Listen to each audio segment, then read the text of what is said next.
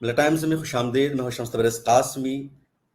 Medical की तालीम India के बाद अगर जिन मुल्कों में अच्छी होती है तो उसमें बांग्लादेश या कई दूसरे मुल्कों का नाम भी आता है, और एक बड़ी तादाद इंडिया में ऐसे स्टूडेंट्स की है जो नीट क्वालिफाई कर लेते हैं, लेकिन उनका जब एडमिशन इंडिया में नहीं हो पाता तो अब्रॉड जाते हैं। साउथ एशिया के मुल्कों में रूस, चीन, बांग्लादेश और अब मिस्र भी जाने लगे हैं, ईरान भी जाने लगे हैं।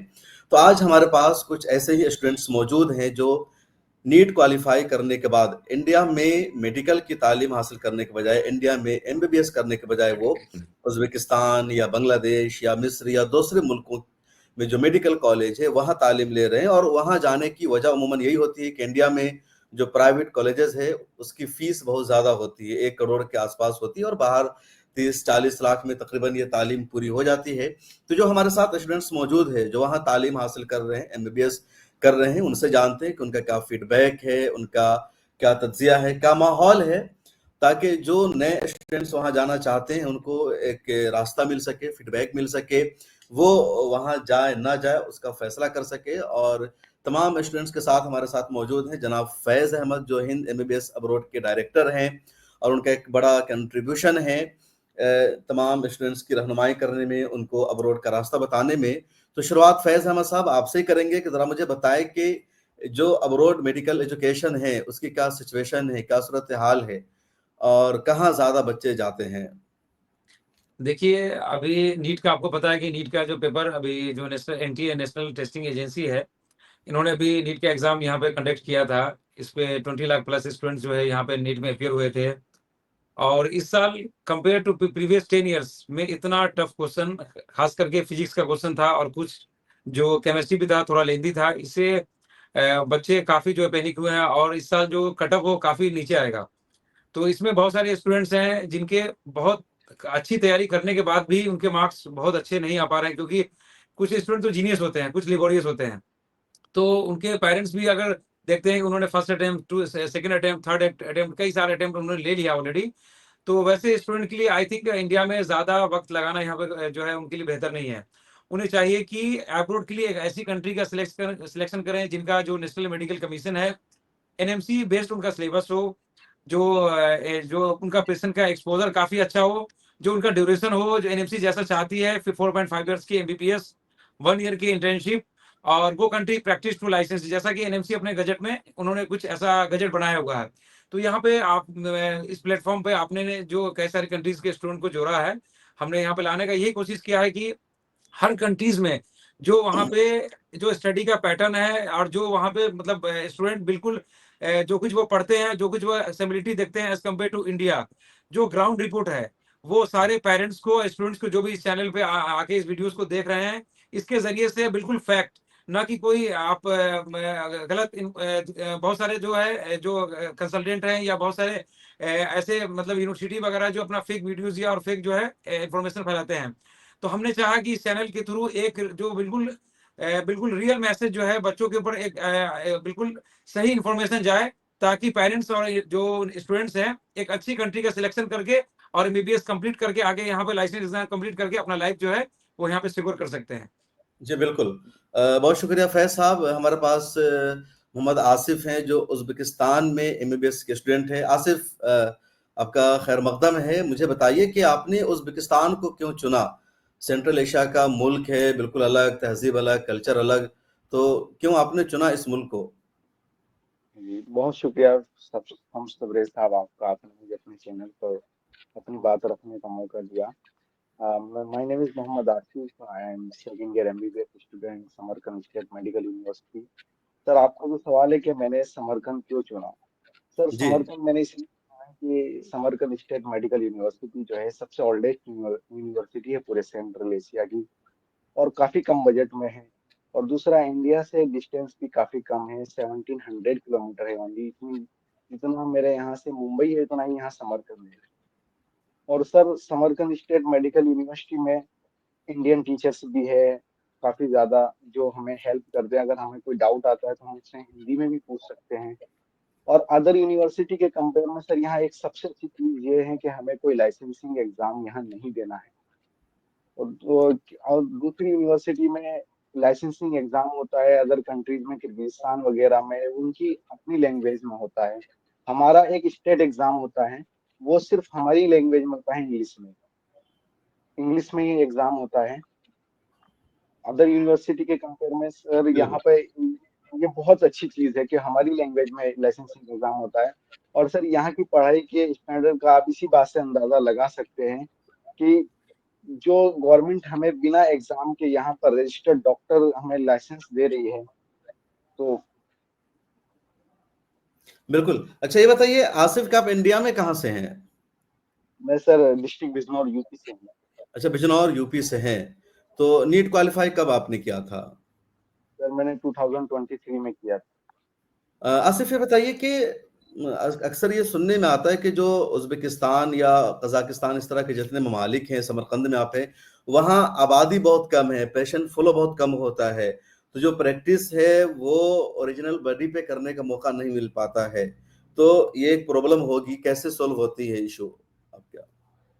सर ये बात सही कही आपने कि यहाँ की जो पॉपुलेशन है वो इंडिया के कंपैरिजन में बहुत कम है, अराउंड 5 करोड़ के आसपास ही है। लेकिन यहाँ पर सर पेशेंट फ्लो की अगर मैं बात करूँ तो ओल्ड पेशेंट फ्लो बहुत है। मैं अभी अभी कार्डियोलॉजी डिपार्टमेंट में हमारी हॉस्पिटल में प्रैक्टिस के लिए क्लासेस लगी थी, और चाइल्ड सर्विस चाइल्ड डिपार्टमेंट में भी लगी थी, तो मैंने यही देखा कि यहाँ ओल्ड एज पेशेंट फ्लो है। लेकिन जितनी आबादी है उसी हिसाब से अगर इंडिया के कंपेयर में तो बहुत कम है, लेकिन जितनी आबादी है उसके हिसाब से बहुत ठीक है यहाँ पर पेशेंट फ्लो, और ओल्ड पेशेंट फ्लो ज्यादा है यहाँ पर। अच्छा, यहाँ के अच्छा लोग एक, एक चीज और है सब्जेक्ट सर। वहाँ का एजुकेशन सिस्टम है वो क्या है? जैसे इंडिया के मेडिकल कॉलेजेस हैं उस तरह का है, या बांग्लादेश जैसा, या अलग है बिल्कुल? सर इंडिया के कंपेयर में तो बहुत डिफरेंट है यहाँ का एजुकेशन पैटर्न जो है, क्योंकि हर कंट्री का अपना एजुकेशन पैटर्न अलग हम्म। होता है। यहाँ सर फर्स्ट ईयर में हमें कुछ माइनर सब्जेक्ट भी पढ़ने होते हैं लैंग्वेज के, जैसे लैटिन आसिफ लैंग्वेज। आपकी आवाज थोड़ा कम आ रही, थोड़ा मोबाइल करीब कर लीजिए। सर यहाँ पर थोड़ा हमें माइनर सब्जेक्ट भी पढ़ने पड़ते हैं, लैटिन लैंग्वेज और उज्बेकिस्तान, हिस्ट्री ऑफ उज्बेकिस्तान जैसे सब्जेक्ट भी हमें फर्स्ट ईयर में यहाँ पढ़ने को मिलते हैं। तो थोड़ा सा फर्स्ट ईयर में अगर हम कहें तो थोड़ा सा इंडिया के कंपैरिजन में बहुत डिफरेंट है यहाँ का एजुकेशन पैटर्न। लेकिन सेकेंड ईयर में जो सब्जेक्ट मेजर सब्जेक्ट इंडिया में पढ़ाए जाते हैं वही यहाँ पर पढ़ाए जा रहे हैं। बिल्कुल, बहुत शुक्रिया आसिफ। कुछ और क्वेश्चन आपसे बाद में करेंगे। हमारे साथ साध्वी हैं बांग्लादेश से। तो साध्वी, आप कैसे हैं और बांग्लादेश में कैसा है एमबीबीएस का पूरा सिलेबस? आपकी वॉइस बंद है, आप म्यूट है साध्वी, तन म्यूट कर लीजिए और दोबारा ओके, से शुरू बोलना। जी ये भी सुनाई दे रहा जी, अब आपकी जी आवाज आ रही है? ओके, आप क्या पूछ रहे थे? मैं बांग्लादेश है। में हमें कैसा है? सबसे पहले खुशामदीद, आपका खैर मकदम में स्वागत है। और बताइए कि बांग्लादेश का जो सिस्टम है एजुकेशन का, एमबीबीएस का, कैसा है? क्यों आपने चुना बांग्लादेश को? बांग्लादेश में इसलिए चुना कि लगभग सेम ही है, कल्चर हमारा पूरा डिफरेंट नहीं है। और हम्म। दूसरा रीजन ये है कि रीजन अपना टेम्परेचर वगैरह डिफरेंस नहीं होता, और एफएमजी पासिंग परसेंटेज सबसे ज्यादा है। देखे तो रेशियो में एफएमजी सबसे ज्यादा पासिंग परसेंटेज बांग्लादेश में ही है। और इंडिया के लिए बहुत पास था, और अप एंड डाउन करने में इजी हो जाएगा। और इस वजह से सुना लगभग मुझे भी उतना पता नहीं था बांग्लादेश के बारे में। पैसा है कंसल्टेंट को, हमारा कंसल्टेंट क्या बोले उसके बेसिस पे ऊपर ही चुना, सब एफएमजी रेशियो के ऊपर ही चुना, और कुछ खास नहीं। उसके इधर आने के बाद लगा कि हाँ मैं करेक्ट डिसीजन किया हूँ। ओके, उतना भी नहीं है, उतना भी टेंशन नहीं है, अभी सब कुछ खास चल रहा है इधर। लोग बोलते हैं कि प्रॉब्लम वगैरह है, उतना भी नहीं है। मैं जिधर हूँ उधर इतना प्रॉब्लम भी नहीं है, ठीक ठाक चल रहा है अभी, तो अभी के लिए। इंडिया में कहाँ से हैं आप साध्वी? हाँ, मैं बेंगलुरु से हूँ, बेंगलुरु। बेंगलोर। तो जैसे हाँ बांग्लादेश के बारे में अभी बहुत ज्यादा खबरें हैं कि पॉलिटिकल क्राइसिस है वहाँ। खासतौर पर कहा जा रहा है कि जो हिंदू हैं, आप हिंदू मजहब से ताल्लुक रखते हैं, तो उनके लिए बहुत ज्यादा प्रॉब्लम है, या उनका अपमान होता है, इस तरह की खबरें आई है मीडिया के जरिए। तो क्या आपका एक्सपीरियंस है, आप वहाँ रह रहे हैं तो? हाँ, क्या हुआ था इधर, शायद एक पॉलिटिकल कुछ चला था कि शेख हसीना उनको बाहर निकाल दिया जाए पार्टी के लिए। और उस समय थोड़ा चला था कि ढाका वगैरह में चला होगा शायद। मैं 100% सब कुछ सही है बिलीव नहीं कर सकता हूँ, ढाका में थोड़ा चला था, लेकिन सब कुछ अभी ठीक नहीं, ठीक है, हिंदुओं के लिए कुछ प्रॉब्लम वगैरह ऐसा कुछ नहीं है। हिंदुस्तान सेफ, क्योंकि हम भी है इधर, like we are thriving, we are doing everything, we are going out, ऐसा कुछ नहीं है। हम मेरा फ्रेंड सब कुछ लोग तो ठीक ठाक है ना, जैसे आपको कभी कि आप हिंदू हैं, आपका नाम साध्वी है, तो किसी ने आपसे गलत सलूक किया हो, गलत व्यवहार किया हो, आपको टारगेट किया हो, आपको थोड़ा सा अलग नजरों से देखा हो, बिल्कुल अजीब से कि कौन आ गया, ऐसा कुछ कभी फील हुआ? ऐसा ऐसा ऐसा तो मैं अभी तक एक्सपीरियंस नहीं किया हूँ। ऐसा तो मैं जिधर रहता हूँ, लाइक चित्तौंग में मैं रहता हूँ, अभी तक मैं बाहर तो बहुत घूमता हूँ, बाहर वगैरह जाता हूँ, अभी तक कुछ तो एक्सपीरियंस ऐसा नहीं किया हूँ, क्योंकि मैं जब भी जाता हूँ अकेला ही जाता हूँ, मेरे फ्रेंड्स के साथ जाता हूँ। बंगाली फ्रेंड्स भी मेरा बहुत है, मतलब बांग्लादेश भी है, वो भी मुस्लिम से, वो भी कभी मुझे ऐसा ट्रीट नहीं किए कि ऐसा लगे कि मैं डिफरेंट हूँ उनसे। हम सब साथ में ही रहते हैं, मतलब कुछ कुछ किधर किधर तो होगा, सब कंट्री में रहता ही है, गलत माइनस प्लस रहता ही है, लेकिन मुझे तब तक लगता है, मुझे तो अभी तक कुछ नहीं एक्सपीरियंस हुआ है। अश्योर कर सकते हैं कि 99% कुछ नहीं हो, 1% तो होगा ही होगा, वो अलग बात है। बिल्कुल 99% बिल्कुल। It's good. ओके, तो आप कहाँ हैं बांग्लादेश में? ढाका में है या किसी और जगह में? मैं ढाका से लगभग 6 आवर का जर्नी, चित्तौंग चित्तौंग बोलते हैं। कितना किलोमीटर चित्तौंग दूर है ढाका से? लगभग 6 आवर जर्नी है, मतलब ज्यादा होगा, हाँ, टू टू तो मतलब 280 किलोमीटर होगा। ओके, तो बताइए आपका जो कॉलेज है क्या नाम है उसका? पढ़ाई कैसी है कॉलेज की आपके? हमारा कॉलेज का नाम है IHS, institute of applied health and sciences. वो हम्म, USTC का एक ब्रांच है, इसके अंडर ही आता है। पढ़ाई मतलब लगभग इंडिया जैसे सेम टू सेम, इंडिया में क्या बुक्स पढ़ाते हैं वही बुक्स है। एक्स्ट्रा हमें लैंग्वेज भी सीखने का जरूरत है, अलग अलग हिस्ट्री वगैरह कुछ नहीं सीखना पड़ता है हमें। The thing is it's only focus on the MBBS syllabus and nothing extra. We only concentrate on the syllabus. The thing is, the Bangladesh MBBS, I think it's more tougher. Like ज्यादा tough लगता है, क्योंकि थोड़ा हमें pressure ज्यादा डाल दिया जाता है, कि क्योंकि रोज वाइवा वगैरह लेते हैं और उसका रिटर्न एग्जाम भी होता है।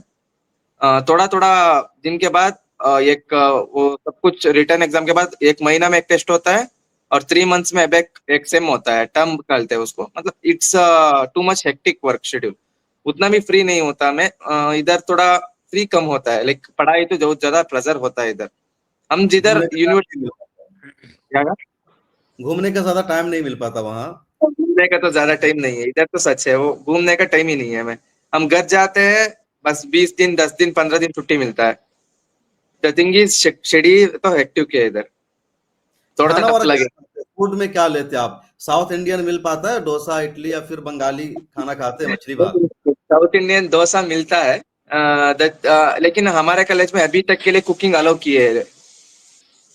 हमारा ओ, तो हॉस्टल में आप कुकिंग अलाउ है खा लेते अभी के लिए, हमारा बैच तक तो अलाउ किए, नेक्स्ट बैच के लिए मुझे पता नहीं, कैंटीन ओपन होगा शायद।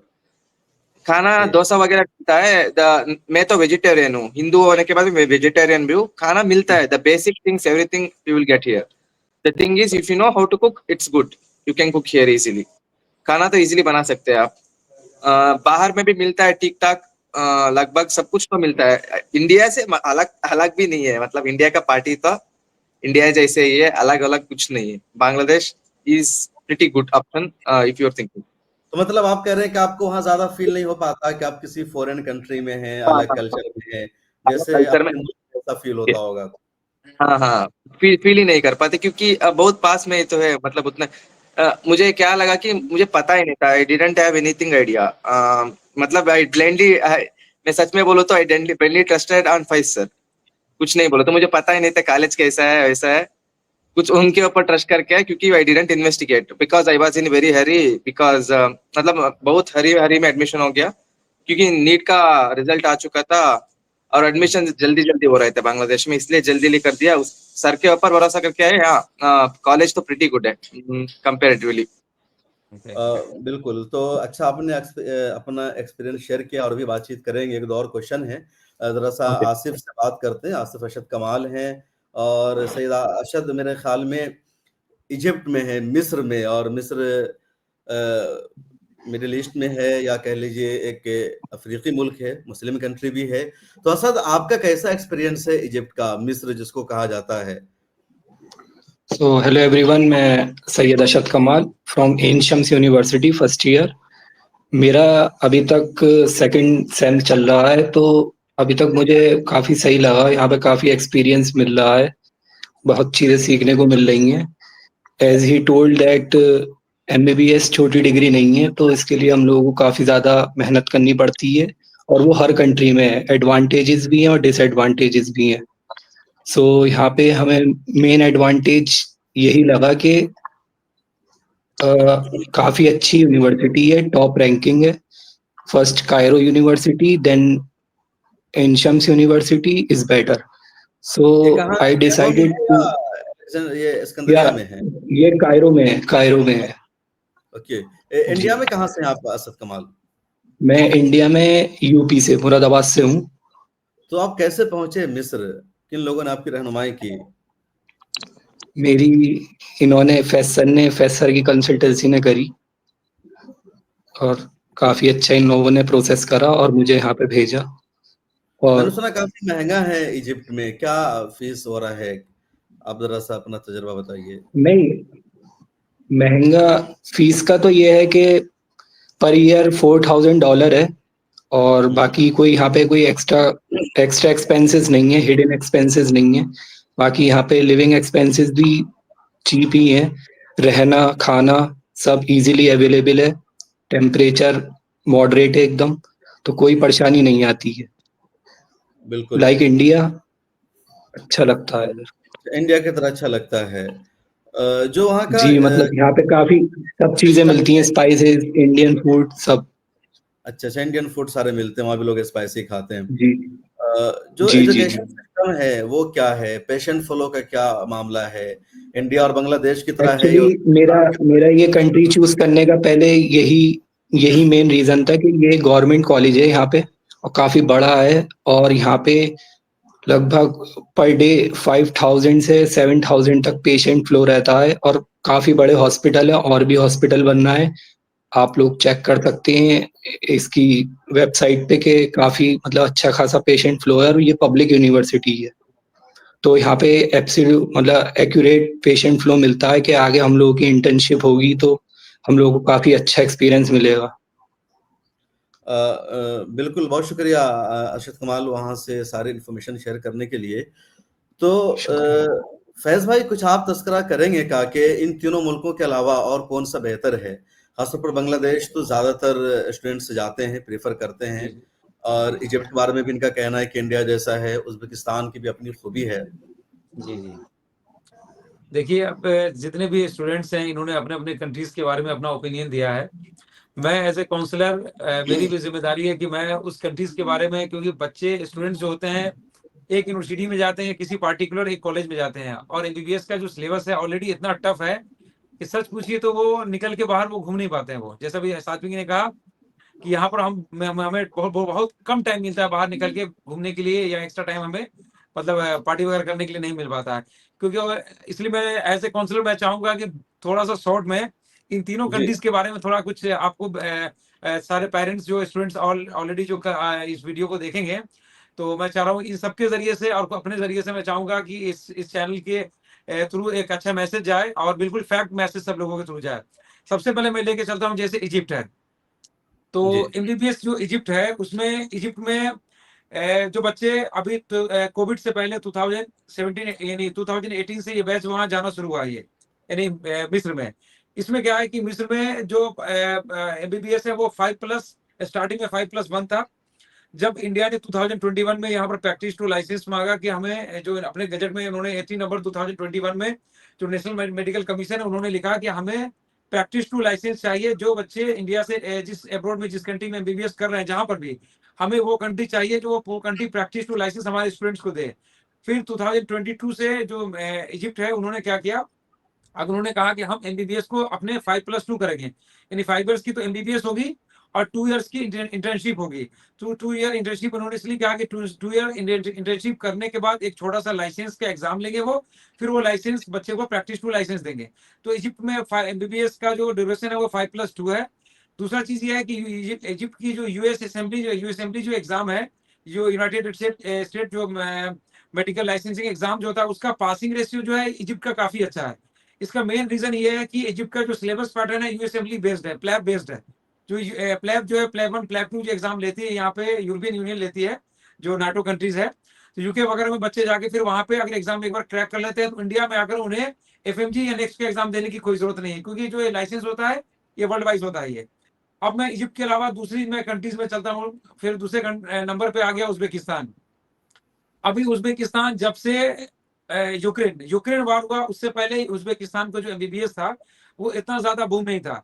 आपको पता है कि यूक्रेन जो था पूरे सेंट्रल एशिया में और जितना भी रशियन कंट्रीज के नेबर में जितनी भी कंट्रीज है, किर्गिस्तान, कजाकिस्तान, उज्बेकिस्तान और यूक्रेन, ये जितनी कंट्रीज है इसमें सबसे जो बेस्ट डेस्टिनेशन था वो यूक्रेन का था। लेकिन आफ्टर जो है जो रशिया से वॉर के बाद जो है यूक्रेन की जितने स्टूडेंट्स हैं जो माइग्रेट किए वो उसमें ज्यादातर स्टूडेंट जो है वो उज्बेकिस्तान गए। इसलिए उज्बेकिस्तान जो है अभी सेंट्रल एशिया यानी पूरे एमबीबीएस का समझिए कि अगर जो सेंट्रल एशिया में स्टूडेंट जाते हैं उसका बेस्ट डेस्टिनेशन बना हुआ है। उसमें 5 इयर्स की एमबीबीएस है, वहाँ पे 1 ईयर की इंटर्नशिप है। लेकिन थोड़ा ऐसा है कि वहाँ पे रियल जो ह्यूमन बॉडी वो बच्चों को वहाँ पे नहीं मिल पाता है। सिलिकॉन पे प्रैक्टिस कराते हैं लेकिन स्टडी पैटर्न उनका अच्छा है और पेशेंट का एक्सपोजर बहुत ज्यादा अच्छा नहीं है, नॉर्मल है। तो जो बच्चे कम बजट में लाइक 25 लाख 30 लाख में एमबीबीएस करना चाहते हैं तो उनके लिए उज्बेकिस्तान एक बेहतर कंट्री है।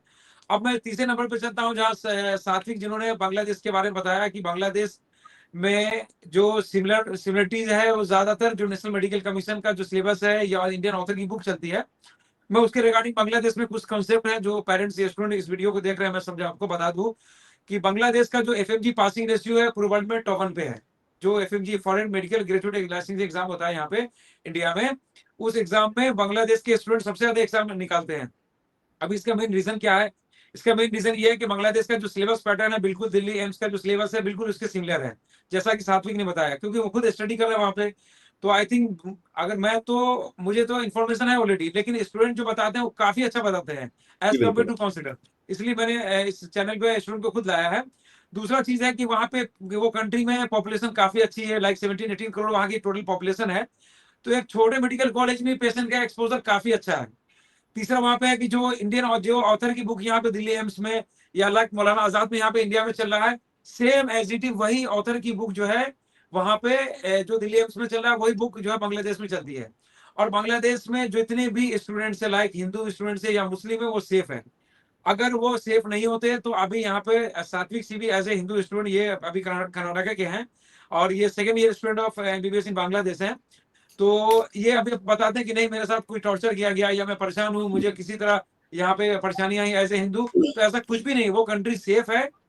और जो स्टूडेंट चाहते हैं एमबीबीएस अपना कंप्लीट करने के लिए एक इंडिया में आके अच्छे टाइम पे लाइसेंस एग्जाम निकालने के लिए, और वहाँ का जो पैकेज है वो 20 लाख 29 लाख 30 लाख से स्टार्ट होता है। तो बांग्लादेश इंडिया के नियरेस्ट भी काफी है, बाई लैंड जा सकते हैं, बाई एयर जा सकते हैं आप। और तीसरा सबसे बड़ा फायदा ये है कि बच्चों को वहां पर इंडियन फूड काफी आसानी से मिल जाता है। ईयरली जी। ये स्टूडेंट यहाँ बांग्लादेश के बैठे हुए हैं, ईयरली कम से कम 3 to 4 टाइम्स ये घर आते हैं ये। तो ये फील ही नहीं होता कि इंडिया में पढ़ रहे हैं या अब्रॉड में पढ़ रहे हैं। तो सारी कंट्रीज में कुछ ना कुछ सिमिलरिटीज इंडिया से मिलती है, कुछ एडवांटेज है कुछ डिसएडवांटेज है। तो जो पेरेंट्स चाहते हैं कि अपने पैकेज के हिसाब से, क्योंकि इजिप्ट में 40 लाख से नीचे में अच्छे मेडिकल कॉलेज है नहीं वहाँ पे। उज्बेकिस्तान में जिनका बजट कम है 24 लाख 25 लाख में अच्छे मेडिकल कॉलेज वहाँ पे आपको मिल सकते हैं। और समरकंद वगैरह जो है वो कम से कम 30 लाख के अप्रोक्स आएगा।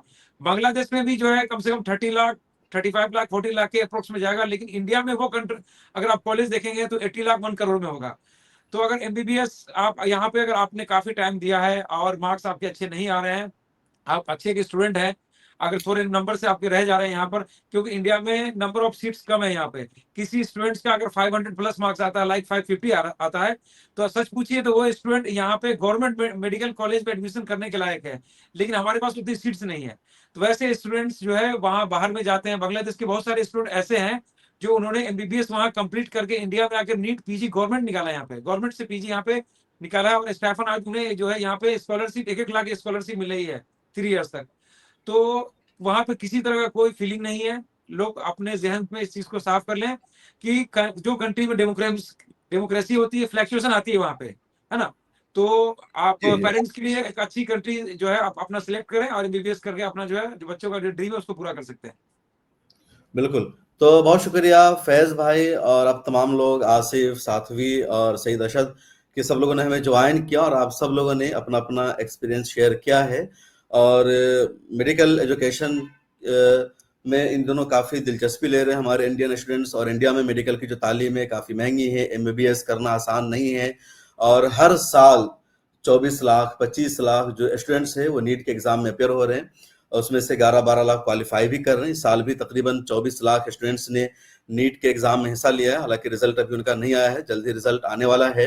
तो जो लोग नीट का एग्ज़ाम दे चुके हैं, पिछली बार क्वालिफाई कर चुके हैं, इस बार जिन्होंने दिया है और वो क्वालिफाई करेंगे, तो वो इंडिया में या इंडिया के बाहर के लिए अभी से राब्ता कर सकते हैं, रजिस्ट्रेशन करा सकते हैं। फैज़ अहमद साहब की हिंद MBBS है, उसका कॉन्टैक्ट नंबर यहाँ मौजूद है, तो आप इन पर भरोसा कर सकते हैं और इनके ज़रिए आप मालूमात कर सकते हैं कि कहाँ क्या तरीका है, कैसे एडमिशन होगा, कहाँ की कितनी फ़ीस है, किसकी तालीम है और किन मुल्कों में एडमिशन लेना चाहिए इंडिया के बाहर। बेहतर तो ये कि इंडिया में हो, अगर इंडिया में पॉसिबल नहीं है, बजट अलाउ नहीं करता है, तो इंडिया के बाहर जाना चाहिए और उसके लिए ये ममालिक ज़्यादा अच्छे हैं। जी फैज़ साहब कुछ कहना चाह रहे हैं आप?